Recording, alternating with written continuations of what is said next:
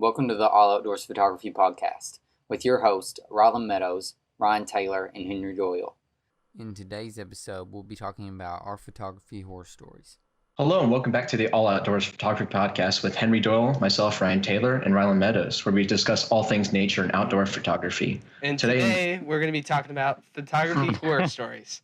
So I know if you're a photographer, you've probably had a couple of these, and that's what we're going to be talking about today. So when you're out in the field and you make errors, we're going to be going into all that. I think we each have 2 stories, and we hope you guys enjoy. And 3 for Ryan, but yeah. It's cool. I can kind of weave 2 and shoehorn it in, but it's all good. I just want to say when we say horror stories, we just mean like things going wrong, just weird situations. I know for me, my 3 stories are all just broken camera gear. That's like probably the worst cases. And plus I have evidence I'm going to share with you guys to see, what happened to it and all that. So we are not talking about ghosts. No. I just want to make that clear. And nobody was killed. No killings or anything. I publicize on my... I hope not. It sounds like a horror story. We haven't heard each other's yet, so this is going to be a first for everyone here. I was pretty close, just to tease, but, Well, what else do you call it? Horror stories? I mean, things going wrong. Yeah. That's just that. Like I put on my Instagram earlier today, I was like, today I'm going to record episode 2, and it's about horror stories. And I'm imagining... Yeah, so my first story, it's very inconsequential. It's probably happened to many, many people. Broken filters, so stuff like that. So about 2 years ago, it was about fall, autumn time, and I was out shooting all morning. It was about midday. I was going back to my car just for a quick little snack break and all that. So got some great photos that day and everything at a local metro park. And I had my small telephoto lens. I had this polarizer filter on there, and I had it uncapped, no lens cap on there. And I'm just walking back to my car, concrete parking lot, and I realized I set down my tripod, the legs outstretched, and I started unscrewing the ball head with the little kind of quick release plate. And I didn't.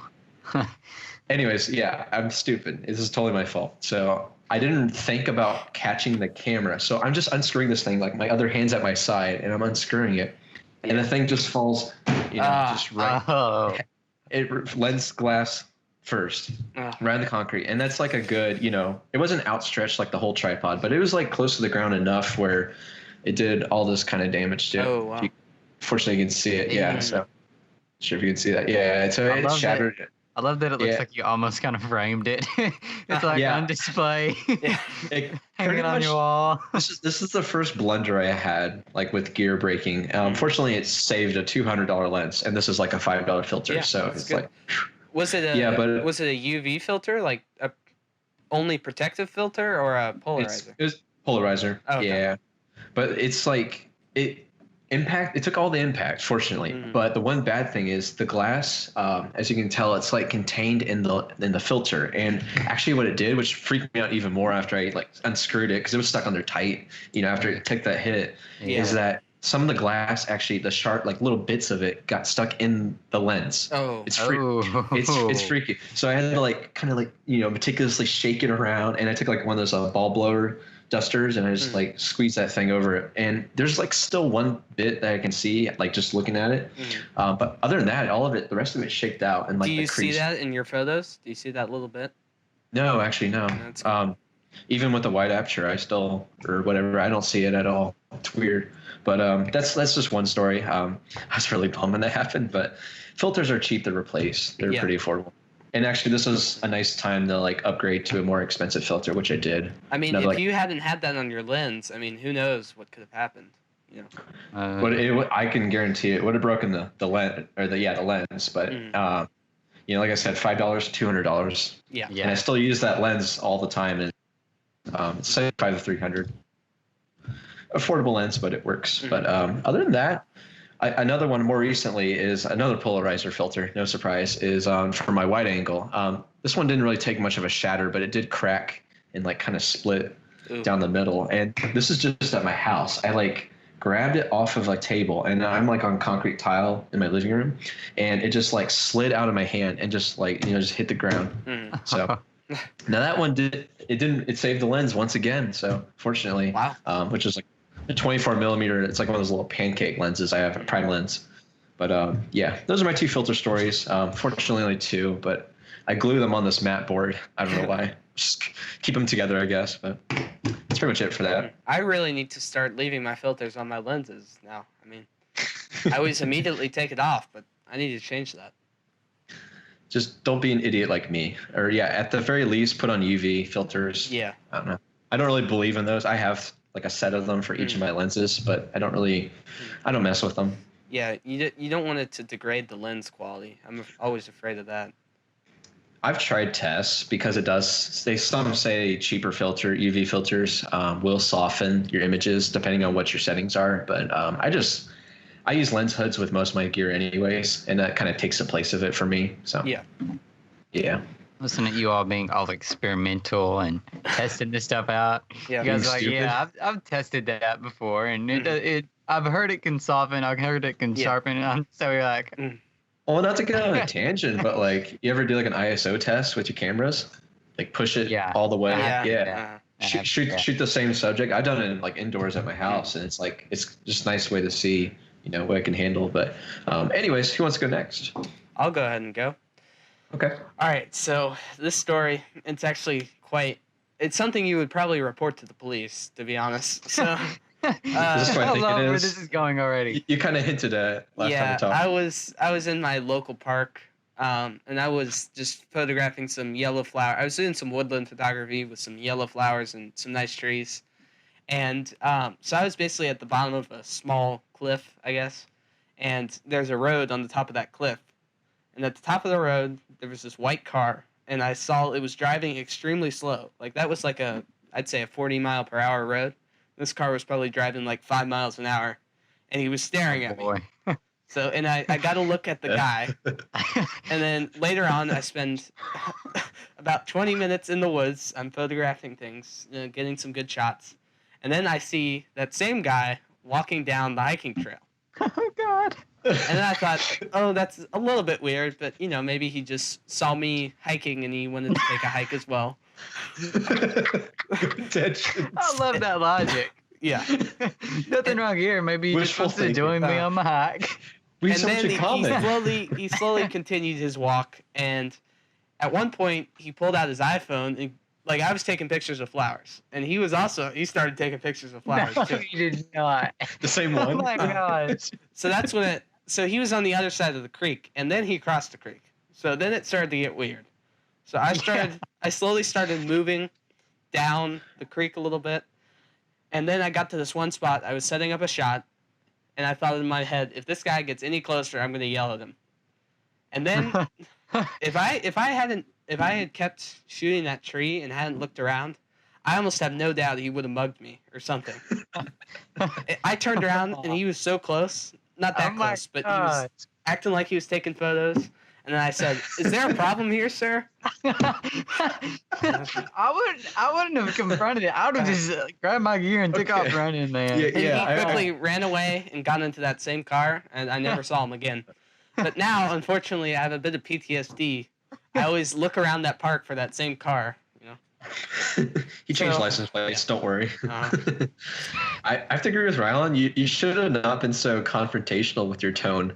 Is there a problem here? You don't know what he's going to do. We were there. I gave him every chance. I gave him every chance to leave me alone. But he just wouldn't. I don't think thieves usually do. I will say we're laughing about it now because that's what you do with weird stories. But yeah, I definitely, on a serious note, if something like this happens to you and you're out photographing. I mean, we have expensive gear. We are targets. Oh, yeah. I'm not a really husky, bouncer kind of guy. I'm just a scrawny little guy, and I have 2 tripods and then a backpack, and I'm there's $3,000 dollars of worth of gear, and I'm someone could easily just push me over and just take it. Yep. So that's the story though. So. Yeah. Wow. I wish I had filmed it. Yeah, that would have been something. So you didn't. I can see the title now: "Vlogging my kidnapper, vlogging the mugger," or something. Put it all in caps. I almost got mugged. At 3 a.m. challenge or something. Make it a challenge video. Try not to get mugged challenge. Yeah. I'm glad we can laugh about this, and you didn't get mugged. Yeah. I'm sorry to anyone that got mugged. We are not attacking you personally. We're not degrading you. So you obviously didn't like pursue the authorities or anything. That was just enough for him to leave. No, he left pretty quickly. And on a serious note, like, if you think someone's gonna mug you, like, don't be afraid to say something, because obviously if they do mug you, you'll regret it afterwards. So it doesn't hurt to say something. Or run. Don't even like your gear. It's not worth your life. So if someone like holds you at gun or knife point, you don't know nowadays. Yeah. Like, you know, I mean, like seriously, it's like just give them it. Yeah. You know, you might get it, you might recover it. Oh yeah, totally. Like, I agree. Yeah. And like if you need just to get run, as much info. And if you need to run and your gear is weighing you down, just drop your gear. I mean, I'm sure. Yeah, that's probably what they want, anyways. Yeah. At the very least, I hope it's just that they don't want to steal, like kidnap you. I don't know. Like I said, you don't know nowadays, but get as much info, the license plate if you can, the description of them. Take a photo. What kind of car they're driving. Yeah, take a photo with that. And I left right after that too. I didn't stay and take photos. I left pretty quickly. I was about ready to ask if he stayed around, stuck around. Yeah, I wouldn't either. Ugh.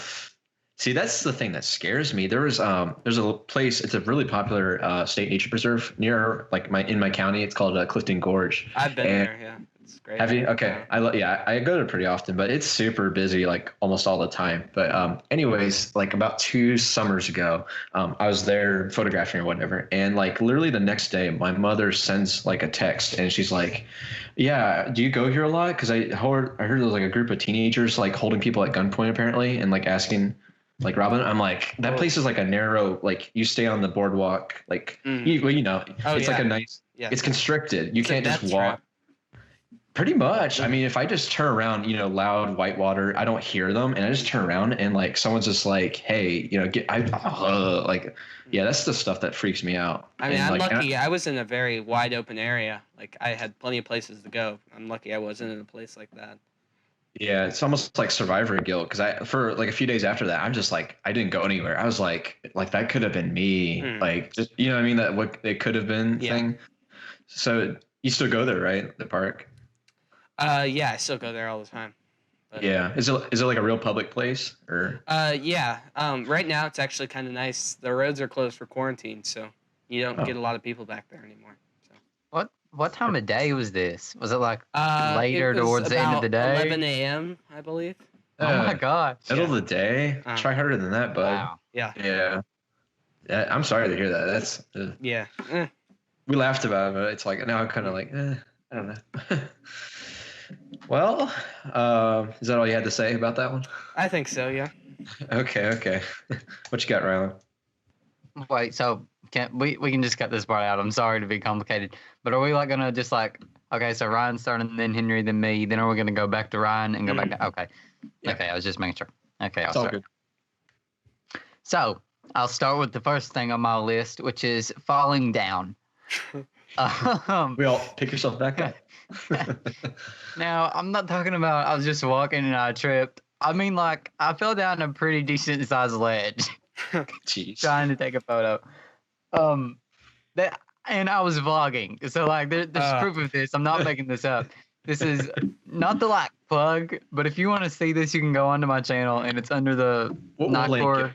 We'll link it down below. We'll link it. It's under the Nightcore 200 to 500 millimeter review. And I was out, and I think I was taking pictures of birds, and I seen a bird or something. And I, like, across the creek, okay? So there's a creek, and I see a bird. And I was like, oh, my gosh, there's a bird over there that we need to take a photo of. So I was like, let's just go ahead and cross the creek. I decided to not go back and go around the bridge. I thought I would just, like, you wanted to fly. Slide down slowly. No, this wasn't a slide. This was like a full-on roll. I, like, rolled down the ledge. And oh my gosh, it was terrible. I'd had that lens for about a month, and I dropped that lens and my camera and the camera I was vlogging with all into the water in the creek as I also fell into the water on slate rock. Oh. So nothing was kind damaged. Of rock. Yeah. I wasn't damaged. You could have been impaled. Yeah. Oh, yeah. I could have. Like somehow nothing was hurt. I don't know how that happened. No, like lenses were cracked. I didn't have any like screen shatter or anything. It was just a very dramatic moment. And luckily the like really strong either, or like I guess my gear would have been ruined from the water. No water damage. Yeah. So I guess I got pretty lucky, but I did roll down a hill. Don't recommend doing that. It's not like a hill, but it's not like a cliff. It's it's like straight down, but it's like I don't know, 7-8 feet down. You lose so much mobility when you have all that gear. Like even your like mindset, like you don't want to do like you try to be as careful as possible, but you end up doing worse than you would if you know what I mean. Like and the thing is, like, if you have a backpack on and like you have your gear in your backpack, it's not necessarily as bad like that. But like I did it. I was carrying 2 tripods, one filming, one with the 200 to 500 on it. So obviously the one with that one is heavy. Yeah. And then there's one that I'm trying to point at me as I go down the sledge. I don't know why they didn't stop filming them, but no, I thought it would be okay to like watch me go down. No, not a good idea. Get like some cinematic slow-mo of you falling down the hill or something. The video got views though, so I can't complain too much. It's like a video I saw of like a guy with a big like hiking camera bag, and he like tried to like cross kind of like hardcore parkour over like a fallen like tree. Like right in the middle of the trail, and like he tried to catch himself, but he just fell straight on his back. That's awful. It's like a slow motion, so you just see him like no, and he just falls straight back. Like it's just too much weight on your back. So I get what you mean. Was anyone around to see that, or were you out in like the boonies? Yeah, I was on the boonies. Oh gosh. I was just in the woods. Yeah, I could have fell and got impaled, and that would have been the end of Rylan's amazing photography, and it would have all been on video. Your tombstone says it was amazing. It was amazing. Yep. If Rylan falls in the forest, does it make a sound?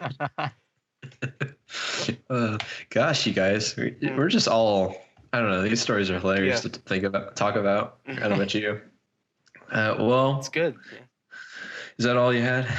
That's all I got. Like what season was it? Ooh, it was either in fall or winter. Oh, that's even worse. I think it was more of in late fall. Yeah. I mean, one time I was walking through the woods and I was creek walking with like boots, and there was this area where a lake drained into the creek, and it was literally 10 feet deep. And I walked right into it in the middle of the winter. It was not good. At least you didn't have your gear. No, I did not. That would have been like that. Okay, that's a little better. You just couldn't feel your legs for a while afterwards. No, but it was like a cave down there or something. It was deep. Man, that makes me cold just thinking about it. Huh? Did you get the shots at least you guys wanted? If you were going for it. The bird was gone by the time I got back. The bird was eating your dead body. Yeah. I know my mom's always warning me, like, I just heard there's another death in the Grand Canyon. Like, someone was, over on the edge just a little too much. And she's like, I hope you don't do that yourself. And I'm like, no, I'm not stupid. I would at least get the shot to show it. Yeah. I just want to say, so I was at the Grand Canyon one time. When I took that? Yeah, I did. That's good. I like it. It was there was not, I don't want to say there's idiots, but there was idiots. Yeah, with the selfie sticks and stuff. Yeah, they were, and not even selfie sticks. She would just she would just kind of lean back and, oh my gosh, her mom was like taking pictures of her, and I was like, oh my God, she's going to fall off the cliff. She's going to fall off the cliff. Luckily, she didn't. But I swear, there's just people that taking the photos like more important than their own lives, and that's just crazy. Yeah. I mean, I can see risking your life for like a amazing landscape, but not for a selfie. Like, yeah, that could be their amazing landscape. You don't know. Yeah. Honestly, it probably got more likes than my photos do. So. Yeah. That's a hot take. I mean, yeah, they lean over with the selfie stick, and they're just a little too close to the edge. And I could do the same with the GoPro, I guess. So, all right. So my next one, actually, and I'll put a link in the video for the podcast description because I actually recorded this part. So it's about a year and a half ago. It was winter. And I was at a local wetland. It was like snowing all day, so it was like blowing, drifting snow. And I was out photographing, of course. There's like this fiberglass boardwalk, so it's nice and smooth. But I'm walking on this thin sheet of fresh snow that's never. I'm like the first person there for the morning, and it goes on like a little kind of ramp, I guess, and it goes towards some like grassy path that's it's all frosty and dried up, so it's not really like wet and boggy like it would be this time of year. And at the time, I was really into using a battery grip on my DSLR, and so I slipped as I was going down that ramp and just like smacked in the ground. But the battery grip took all of the impact. So this is actually the battery grip. Oh, Yeah. wow. And you can see it like put it. There's where it comes out, like the battery thing itself. But yeah, it's just Not anymore. No, it's not gripping or battering anymore. But anyways, yeah.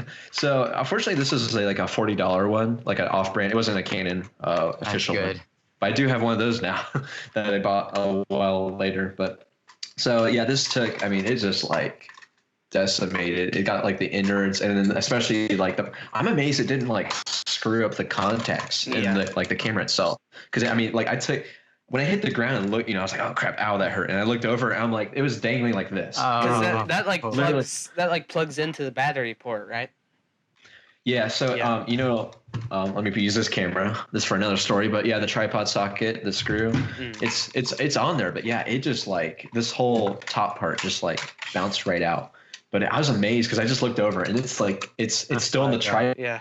Still, but it was just dangling like this, and I was like, the battery still worked. Yeah, but it was kind of freaky, and that was like the pretty early on in the day for me. I stuck out for a while longer, later in the day, but that was just a little bit of a bummer. I was like, ugh. You can even see on the bottom, it just like see that little like ramp. Yeah. Yeah, it is a pretty nasty. Even the grip right there made it like a cut or a hole.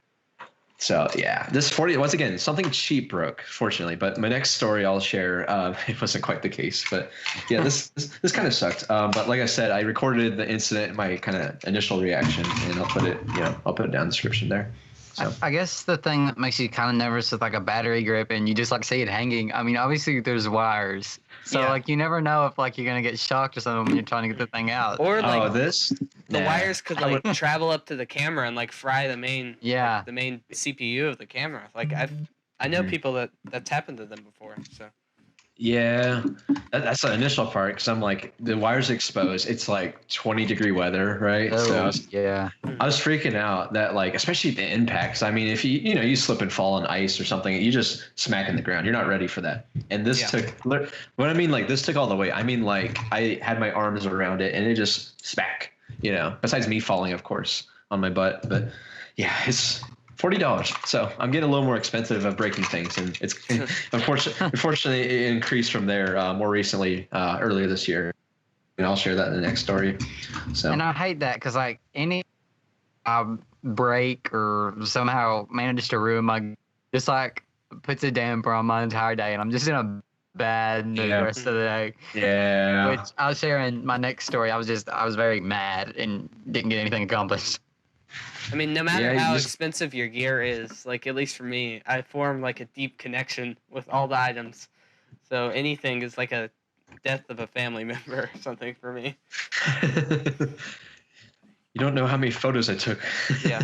It's a special bond to it. At the end of the day, for me, they're just tools.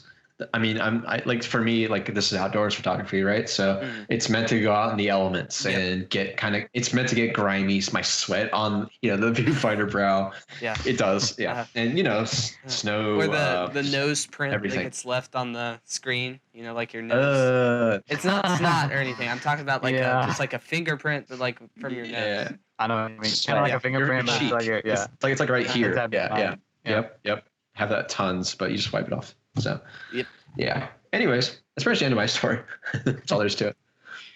Henry. All right. So, how can you top the first one? I want to know. I don't think I can, but this is just kind of a sad story, really.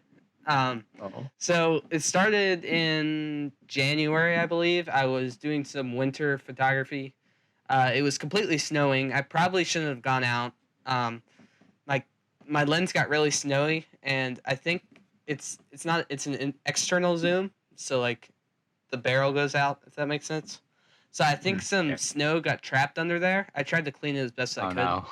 And it still worked after the incident. And then the next couple days, I think I did a portrait shoot, and everything was soft. And I thought it was just a problem with my camera. I didn't think it was the lens because I checked the lens. It looked fine. And then I think I this is kind of dumb, but I waited another month to do anything about it. And by this point, it was pretty much right before the coronavirus hit, but I didn't really see it coming. So I sent my lens to the Tamron. It's a Tamron lens. I sent it to the Tamron repair facility in New York. I believe in early March. And the day after I sent it there, it had just arrived at the facility. I got an email that all of New York had shut down and my lens was trapped there. And obviously, I'm lucky. That's the only thing the coronavirus has really done to me. But it was stuck there, and the part that sucked, that it was like a 3-day turnaround, and they had already repaired it. So it was literally sitting there, completely repaired. So it took about, I think, like 4 months to finally get it back. But oh my god! Another funny part was about a week before, I was about to go on a small camping trip, and I wanted to buy. I didn't have a wide angle lens, so I first of all I went about 4 months without a wide angle lens, and I had to take all my pictures with an 85mm prime and a 70-200. So well, I guess I could have just used 70-200, but I used those two lenses for all my shots. That sucked, but it was before a camping trip, and it was a pretty scenic area. So I decided to buy just a cheap wide-angle lens. So I went to KEH. I'm not sponsored, don't worry. And I bought I think it was about $100 total. It was a little kit lens, a full-frame kit lens from like the 90s. It had autofocus and everything. It was pretty unsharp, but it still got decent shots. And then 2 days later, after I bought the lens, I got the Tamron lens back, so I basically wasted $100. Oh my gosh. Yeah, I think they actually, one positive is I think they sent me a completely new lens, which was nice. So. Ooh. Yeah. I've had that similar thing happen. Like I said, I don't go out much in snow just because it's been warmer each winter we had lately. But especially rain, because like I know what you mean with the external zoom. Like I'm afraid because I literally, I'm zoomed out. It's raining. Yeah. And get some on that like inner portion, and I zoom in, and I'm like thinking to myself, where does it go? Like inside the barrel. Mm-hmm. So I'm like freaking out like that. Like, is it gonna just evaporate in moisture and screw up the actual glass? So, that just sucks. I've never had to send in a lens for repair. I probably should have, but the repair process itself was actually completely free, so that was nice. But oh really? Yeah. Wow. Did you pay for shipping? Nope. Or really? Huh. Yeah. Wow. Some people make you. Oh, that's cool. And Tamron has a 3-day turnaround, but obviously it wasn't their fault. There was nothing they could do.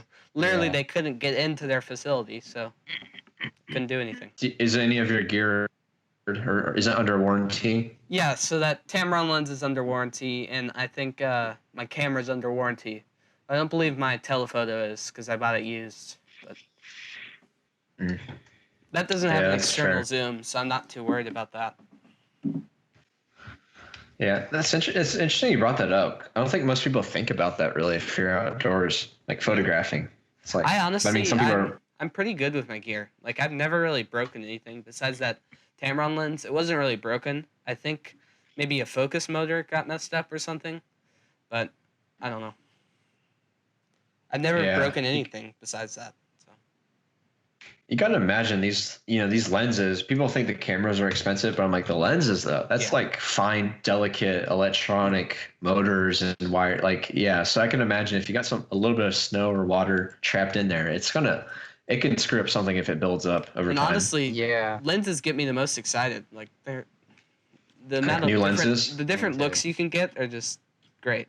Lenses. I mean. The lens is definitely more than important than the camera. Yeah. I have no doubt about that. And the backwards compatibility, my telephoto lens, it's great quality, great autofocus. It's from 1996, I believe. And it's so great. Here. Mm-hmm. I've had photographer friends a couple times, they just be like, hey, I was thinking about getting a camera, a lens, and he's like shooting off some model names and stuff. And I'm like, dude, like your camera's fine. Like it'll be fine. Those go obsolete every year, but the lenses, these things last forever. If you take care of them, of course, and they're always going to be the same quality. Cameras, they're always upgrading them. So you can wait a few years and get something every now and then, incrementally, but yeah. I guess it could have been a lot worse. It sounds like you came out on top from that, which is nice. So it started out sad, at least.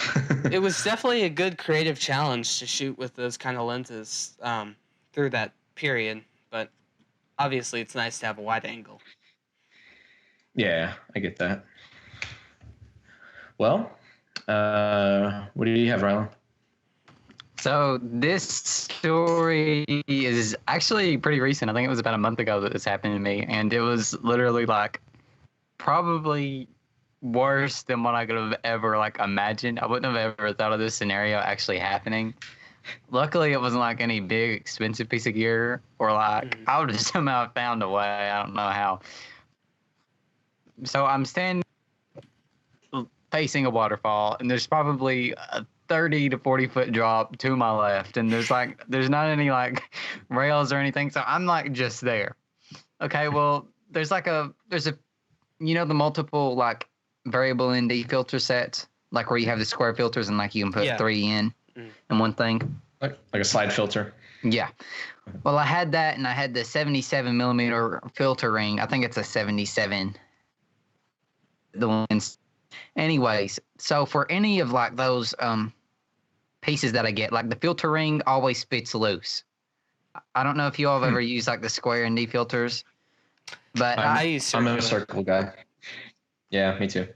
I always have problems with when you put the filter ring into the kit that actually screws onto the lens, it's always loose fitting. Oh. So I was screwing it onto the lens from my tripod. What I should have done was I should have already had it on my camera when I mounted it to my tripod, but I didn't. So I'm sitting there and I'm screwing it on, and I think it's in good. Well, where the filter ring was loose, I'd actually just been screwing the actual thing that you put the filters in and not the filter ring. So I've been just screwing it, and I think it's in tight, but the ring wasn't attached. Does that make sense? So you screwed in this is how the square tight on the ring, but not the ring tight on the lens? Yeah. Okay. You're unscrewing the filter holder, not the filter itself on. You're off? Yeah. No, I'm screwing the holder on. Oh, okay. Okay. So the holder was, the holder was tight, and then the ring on the lens was not. Yeah. You were trying the to ring on the lens wasn't I hadn't turned it once. Oh. But I thought I was turning the ring this whole time and not the filter holder, which obviously created a problem. Because in my mind, okay, it's secure. So I let go of the filter holder. Well, as I let go of it, it just fell off the camera because the ring isn't attached to the lens at all. And down, and it was this all played out in slow motion. It hit the ground, and I swear it rolled, and picture me, I'm squatted down, my tripod's as low as it goes, so I'm just lunging after this filter on the ground by a 40-foot drop as it slowly rose in front of me, and I wasn't fast enough, and I just watched it fall below. It just went all the way down, 40-foot drop over the cliff. And the worst part was, it was probably about, I don't know, 4 in the afternoon, so the sun is still overhead. So I couldn't even get pictures of the waterfall, without the ND filters, and there went my filter holder. So it was, oh my gosh, it was bad. And that put me in a bad mood the rest of the day. I didn't take any more pictures at all after that. Oh my God. That sucks. And you probably couldn't go for it, I assume. No, I tried, and I got really jump. close. I couldn't see it, but I knew the general whereabouts was at. Well, I got down. You could keep going, and it took you closer to the bottom of the cliff. But I got as close as I could get. There was an 8-foot stone wall that just straight down. So I could get down there. How am I gonna get back up? Yeah. There's no way of getting back up. So I could have got it, but I just couldn't have got myself back up, which is pretty important. So, did you have any filters in the holder? No, luckily I didn't. That's I typically don't ever put my filters in until the holder's on. But now I'll be putting the holder on before the camera's on the tripod. Yeah. So won't have to worry about that again. At least it was a lesson learned. Yeah, I have problems with my filter. I can actually show it real quick. If you give me 1 second. It's the most annoying thing in the world. Oh, sure. That reminds me, whenever you have circular filters, use a rubber band to get them off. Because I've had them get, like, I just too tight. So I have like a combination NDPL polarizer filter. So like, I don't know if you can see it. You probably can't actually. Pull it back. Yeah, there you go. So Kinda. you see the gold part of the filter? Or the bronze part? That's like the polarizer part. And then there's just a tiny little ring at the bottom to screw the filter on. So this is huge, and then the bottom part is so small. So it's literally like impossible to unscrew it. It's so annoying. I don't know. I just wanted to add that there. Just kind of a interesting thing. Huh. I've never heard of a filter like that. I've had a lot of honestly. problems like with that too. It's from Polar Pro. Okay, I'm a Hoya fanboy.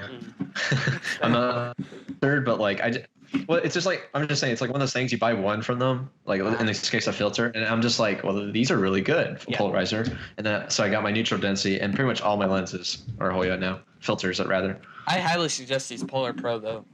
They're a little bit pricey, but you get a polarizer and ND built in together, and I'm always using a polarizer pretty much. When I have a filter on. ND filter, it always is polarized no matter what. So this is a 6-stop. I'm probably gonna get a 10-stop soon. That's a lot. That'd be dark. That'd be nice though for stuff you smooth nice water. and long exposures. I feel that, man. I feel that. I know it's already started to record, but yeah, I use polarizer filters on like all my lenses, like all the time. I mean, I find that it's negligible. One or two stops at light. You know, when it gets darker, it's like I can work around that most of the time. Yeah. Except my wildlife photos. I do have actually a polarizer neutral density for my big telephoto, but obviously it's wildlife. Doesn't really matter in that case. But all my other lenses, I use that at least. You need as much light as possible for wildlife, at least for me. Yeah. It can get that really wide bad. aperture helps. Yeah. I'm looking at getting Ryan? that 600. Oh, sorry. No, you're good. No, you're fine. I'm looking at getting that new RF. I don't know if you've seen it. RF 600mm f11. Just That sounds good. But it's F11? It's F11. That's the seen it. only part that's a little bit scary to me. But Yeah. my camera is full frame, so hopefully it'll be able to handle the high ISO. But it's the cheapest way for me, at least, to get a 600mm, and I can use the same filter on it. So I'm going to use it for landscapes and wildlife. So I'm pretty excited for that. Get it? You could be like, and you're just talking about Tamron and get a 150-600 Well, bad boy. the thing is, it's so Bad boy. small. It's like tiny. I don't know if you've seen it. It's like Is this tiny? no, you're saying that. the 600mm.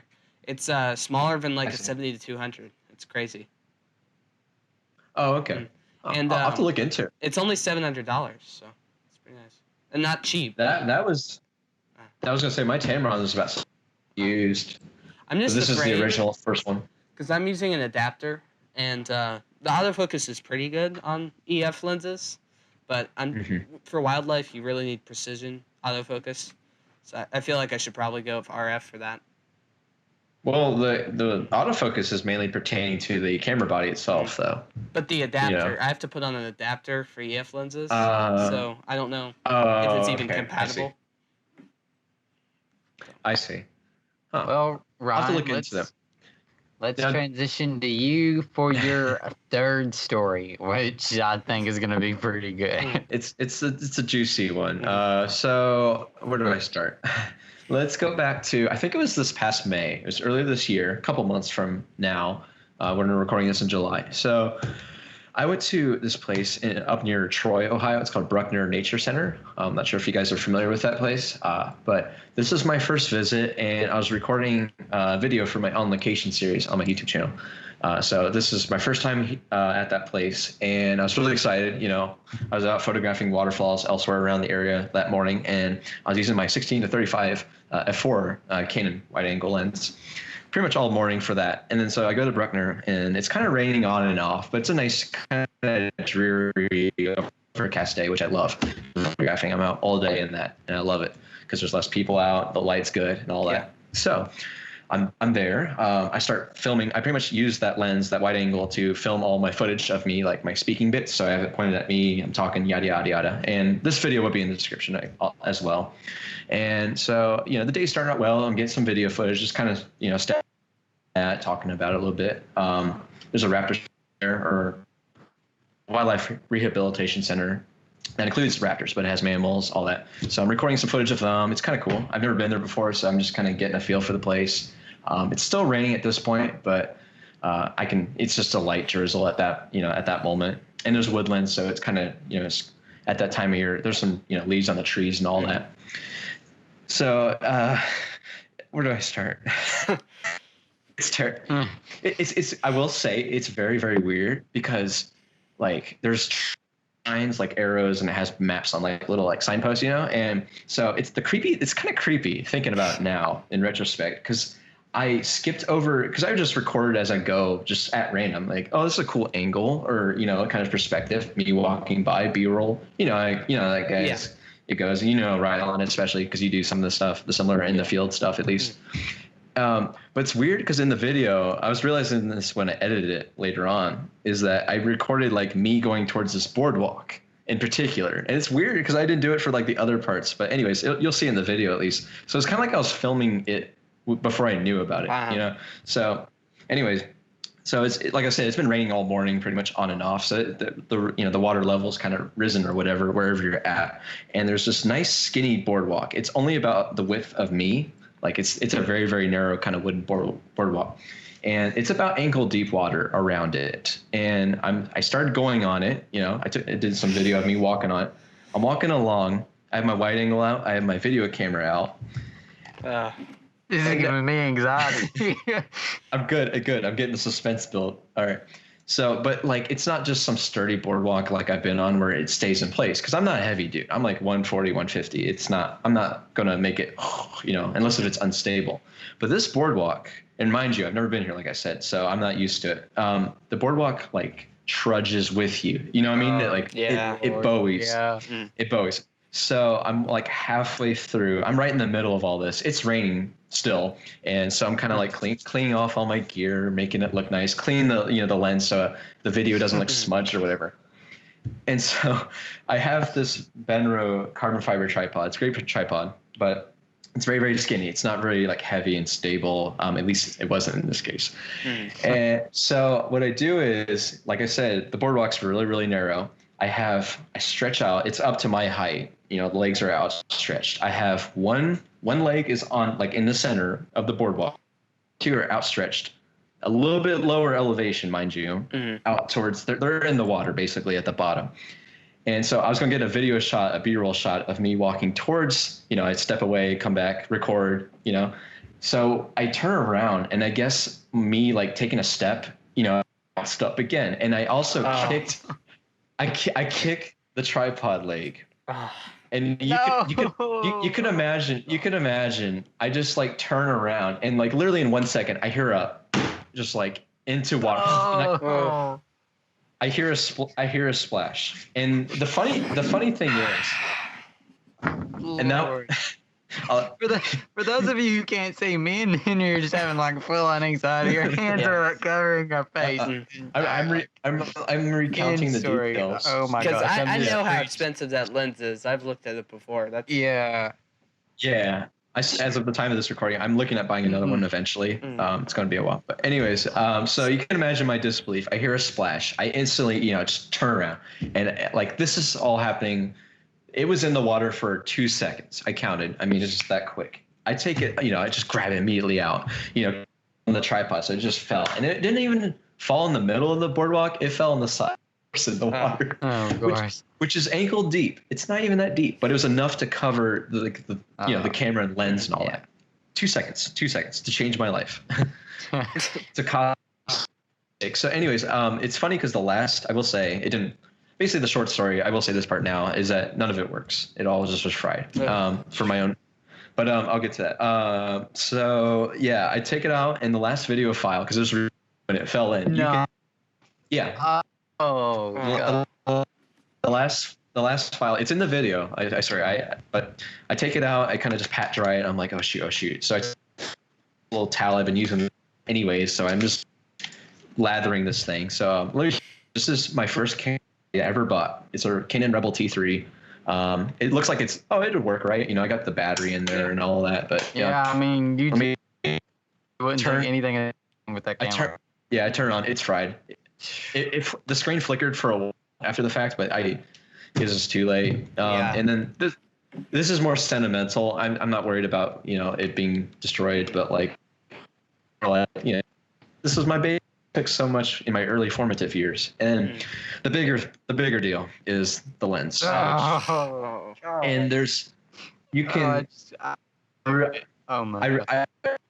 wish I could show you, but there's so many water droplets trapped in it. Oh my god. Because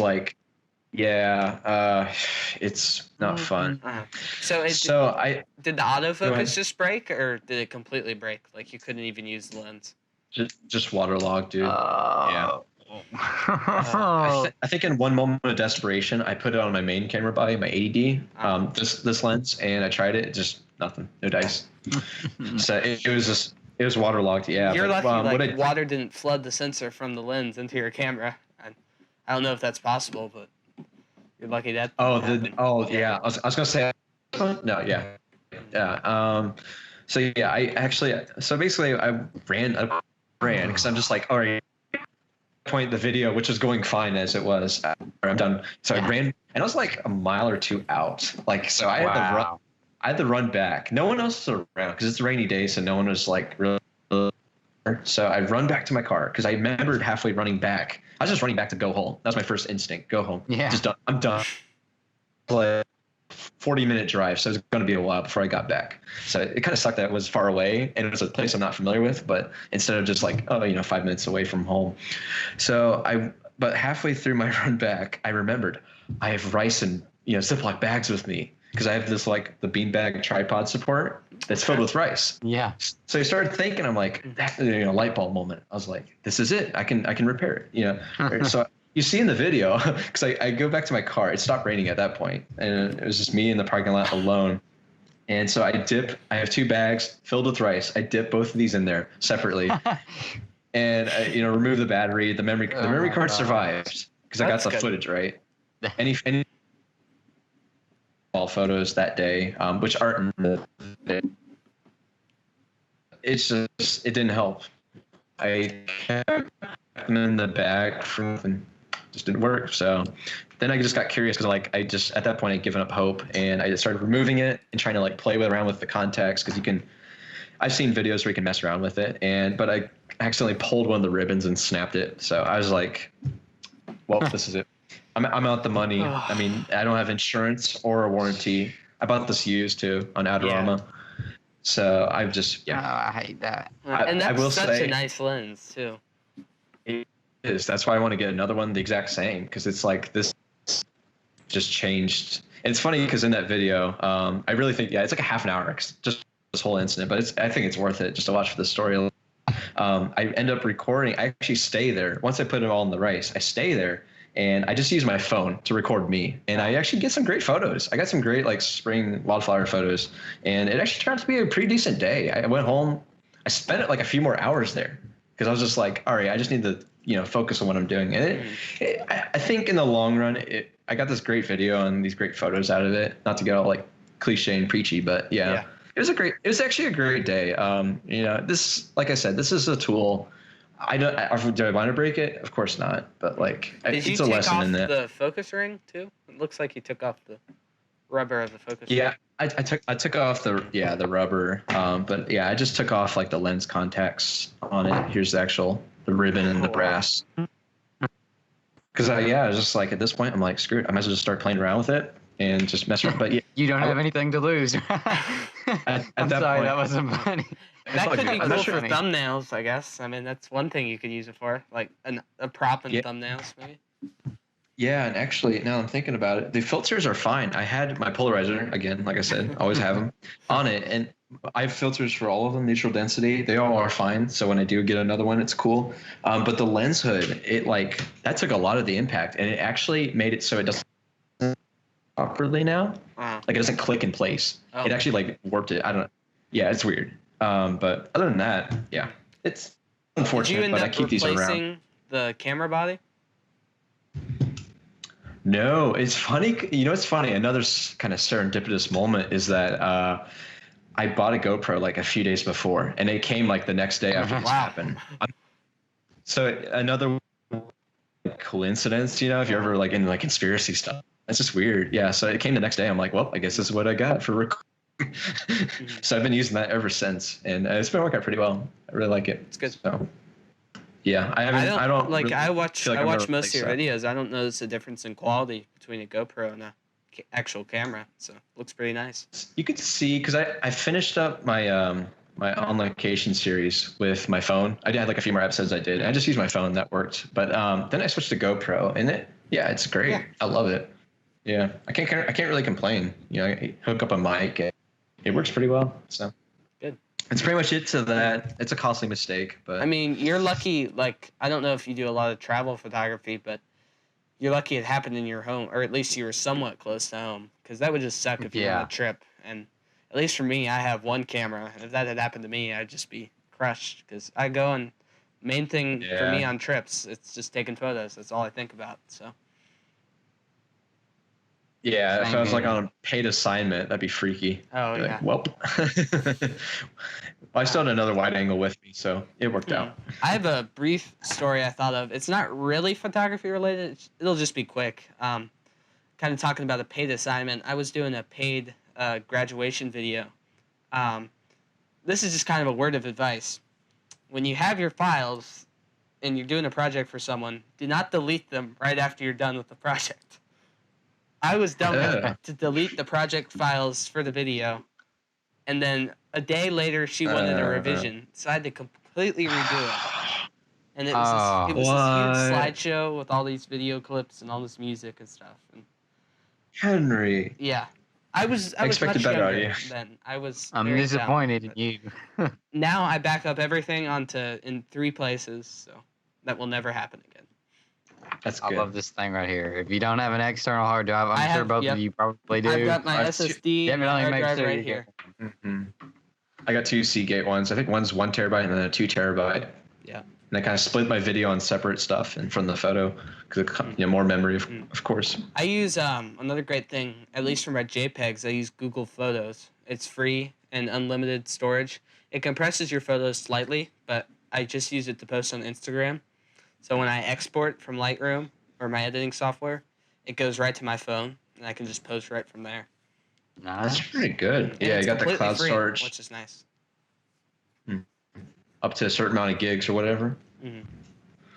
Yeah, I get that. I will say, this is a little aside, but yeah, when you export your JPEGs, you know how it says quality with that slider from 0 to 100? You can do... This is a little tip, I guess. You can do 100, sure, but you can actually slide it all the way down to at least 80, and it's still the same quality, but the file size is reduced. Oh. So just something to keep in mind. Yeah. And I've done a little test. I learned this one time, online or whatever, and I was like, I could see it. And I tried it. I don't see a difference. Yeah. And the file size is like marginally enough to make a difference. So just something to keep in mind. Do you guys have problems with... Sorry. Go ahead. Okay. You're fine. Do you guys have problems with like color inconsistencies between your phone and your computer and stuff? Oh yeah. It's really bad for me. On Instagram in particular, because I have a Chromebook, one of those like notebook computer laptop things. I pull it up on there. I look at my photos. I'm like, the color's off. I look at my phone. Everything's bright and saturated, like by default. I look at my my desktop here, my monitor. I'm like, everything just looks different. And I calibrate my desktop. I'm not good at it. Like, I don't know everything, but I do have the tools to do it. Yep. So at least it's consistent, because I have 2 monitors as well. So it keeps it kind of looking the same almost. For me, mine's exposure not terrible. Is a problem. Yeah. Exposure is a problem for me. Like on Instagram, it looks so dark, and then I spend hours getting the proper highlights and shadows, and then I go on Instagram, it looks like a contrasty mess or something. I get that. Mine's usually exposure problems if I ever have any issues. It's mainly Like the color and difference- saturation for me. Go ahead. Sorry. Like my computer and phone with exposure. Usually on my computer it looks perfectly exposed, and then on my phone it'll look like underexposed, which really kind of gets on my nerves. I usually have to like sometimes do like a second edit on my phone in Lightroom Mobile. Yeah. I need to just figure out because, how to like sync the brightness between my phone and my laptop. Like I don't know how I'd do that, but I need to figure out how to do that. You just kind of edit the photo to compensate for both. So kind of find out like a range that works. You know what I mean? Yeah. For exposure. But and it's hard because like what you're saying about the phone thing, doing a separate edit, is that like everyone has different phones, different resolutions, different color, different brightness. Yeah. So I'm like wondering, it's like, okay, this photo looks good to me, like my photo on my phone, a Galaxy S10 in this case. So, but I'm like, what if this iPhone 4, an ancient, more, older smartphone that someone has, what if my photo looks like garbage? You just never know. Yeah. It's hard to, And Instagram, gauge that. it's so weird with the compression, at least for me. Like sometimes my photos look great, sometimes they look completely horrible. Like it's just so weird. I've noticed that too with mine. It's like, how do you even? I just don't know how else to do it. I've been per your recommendation, I've been using white borders recently, and I found that really helps the quality because I can shrink it down, and then when it compresses it, it's hard to explain, but it fits better, so Instagram doesn't have to stretch it. So I find that really. It's also for that cropping too. Yeah. Yeah, I find it for the uncropped feel, it looks a lot better. So, yeah, I definitely get that. Well, I'll go ahead and get into my last story. Okay. Which is probably the worst of all of them. Oh my gosh. And just thinking about it makes me cringe about how much it could have costed me. Mine This wasn't much? as bad as Ryan. No, not that much. Oh my gosh. I got lucky. Okay. So if you all are like looking on our notes for the podcast, all I said is drone. So maybe you see where this is going. So picture Rylan about 2 years ago, just chilling at a farm with his new drone that he spent a lot of money on. They're not cheap. This was like a Phantom 4, and at the time it was like it was I want to say like maybe a year old, so it's still very expensive at the time. Well, typically when you're flying a drone, I recommend you have one person watching the drone and one person watching the screen, like dealing with the controls. So you have someone visually watching it, and then you're watching it out of its camera. Oh, it was just me. Oh. No one was watching the drone. Just another little tip: check your surroundings before you take off. Okay, make sure you do that. That's pro tip number 1. That's step 1. I didn't do any of these steps on this particular day. I got there and I was like, okay, I think a drone shot would be cool this place. So I set the drone down. I send it to, and it goes whoosh, and then I just hear this. And my heart sunk. Oh my gosh, it's the worst sound. I still hear it in my mind. It haunts me. I have nightmares about this. Oh my god. It was a power line. Oh shoot. Directly into. Seriously. Right after takeoff. I didn't move any directions. It was literally just straight up, and it was straight into the power line. Oh my gosh. How I didn't notice this is beyond me. I don't know how. I mean, I don't know what I was thinking, but it was this big disaster, and like obviously it's in a power line, so it's not like I can just get a twig or anything and knock it out. So we had to call the electrical company and everything to come get the drone. And then when I got the drone was totaled. Oh. Because when it hit, I guess it somehow shocked it or something. And it hit, and it like 2 propellers went flying, and the battery went flying out. Oh my god. Oh my god.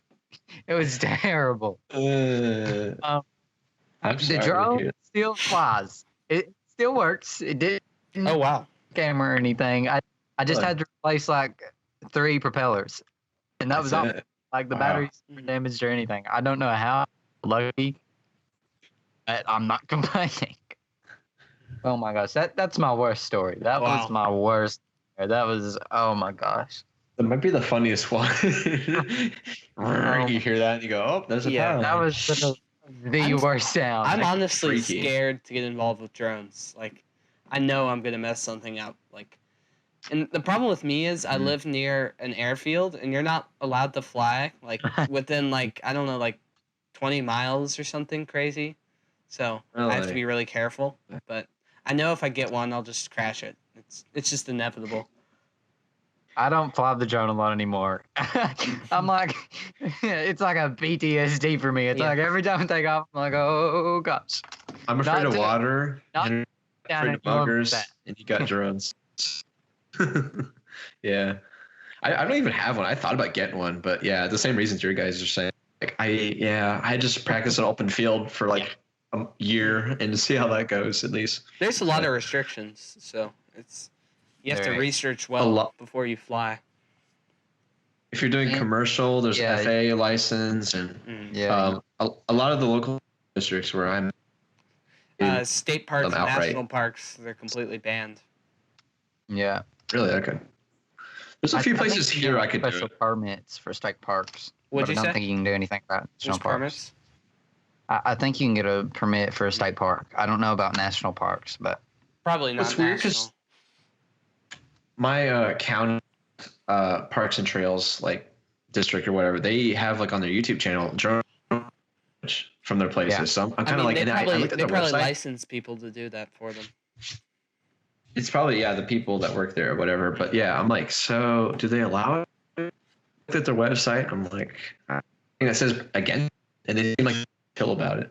Which there's a local freelancer I know that's drone work at a state park. So I think you can somehow get a permit or something. Like he didn't do that for the tourism committee or anything. Yeah. So I think there's some way. I'm just not familiar with it because I don't use it commercially. You gotta be careful of that natural bridge though. That's like danger zone. Mm-hmm. It's like as long as it doesn't disturb anyone too. Mm-hmm. Like don't fly it over some like birthday party. I don't know. People just hiking, whatever. Well, I don't know. You know, you ever just like walk around, you hear a button, and you look up, and it's just going. Dude, in neighborhoods too. Weird. I don't know if you have ever been on a beach and you just look like a drone directly over you. That's happened to me multiple times. I'm just like chilling. Not like working or taking photos. It's just like I'm relaxing and here comes a drone over my head. It's like, okay. You hear a lot of buzzing sound and I'm like, well then.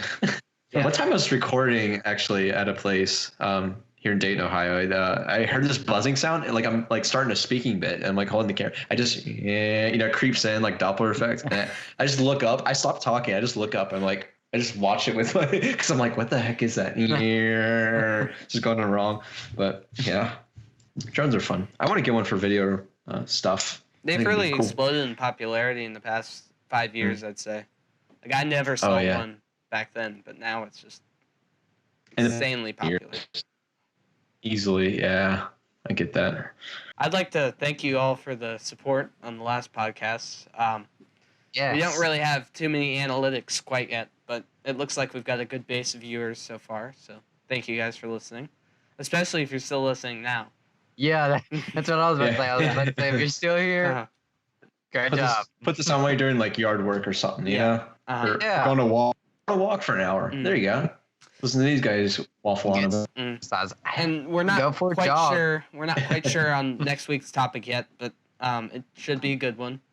If you have any ideas, it's a secret. Leave them in the comments below if you're on YouTube, or send us a DM if you want or something. Yeah. Or we have an email address, so we'll include that. You can send that too. Yep. If you'd like to be a guest, let us know. We're always open to that idea. And I think that's pretty much it. So thanks so much for watching, everyone. Thank you. See you guys. Bye. Hey.